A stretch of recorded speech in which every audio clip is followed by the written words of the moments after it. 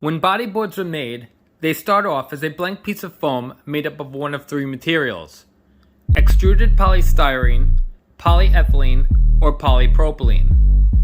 This blank piece of foam is known as the core.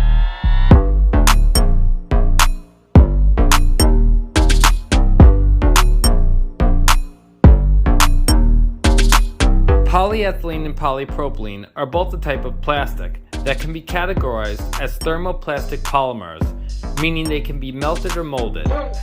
Both of these materials are prone to thermal expansion. Thermal expansion is the tendency of matter to increase in size or expand when heated and contract when cooled.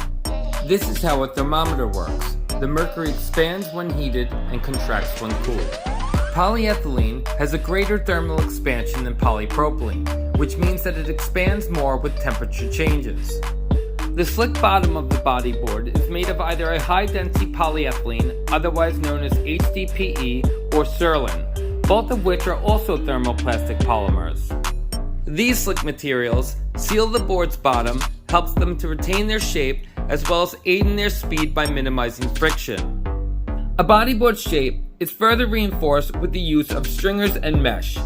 A stringer is a tube or rod typically made of either carbon fiber, graphite, or fiberglass that is inserted into the core to provide extra strength and stiffness. They are the spine that reduces deformation and keeps the board intact when forced under heavy pressure. It helps the board to retain its shape, prevents excessive flex, and improves its overall durability. The mesh is a plastic material resembling that of chicken wire that is sandwiched between the board's core and slick. This material further adds to the board's strength, rigidity, and prevents it from over-flexing. When the board flexes, the stringer will help it to quickly spring back to its original shape, influencing its responsiveness and performance. This springing back is called recoil. When you bottom turn, the board flexes into the shape of the wave, forming an arc along its rail. Once the turn is complete, the board will spring or recoil back into its original shape, allowing it to plane or skim across the water surface with speed rather than pushing through it. Therefore, flex and recoil equals speed and projection. When bodyboards are manufactured, their bottoms are generally flat, with the nose tapering upward. If exposed to high heat, a board may develop rocker due to thermal expansion.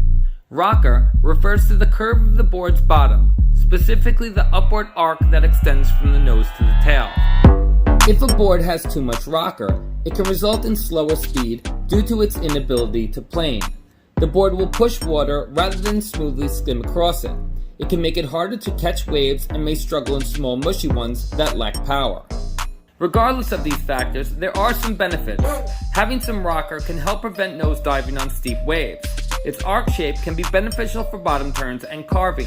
It loosens up the tail, making you less likely to catch a rail during spins.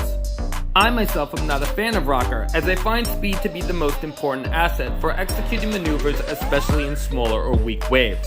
When exposed to excessive heat, reverse rocker can also develop, where the bottom becomes convex, causing the board to nosedive and lose speed. This, in my opinion, is far worse than normal rocker and is a sign that you need a new board. The uneven expansion rates between the different materials used in the bodyboard can also lead to other issues such as delamination. To prevent thermal expansion issues, be sure to protect your bodyboard from direct sunlight and extreme heat. I hope that this video has given you information that will be beneficial. Thanks for watching and have a good day.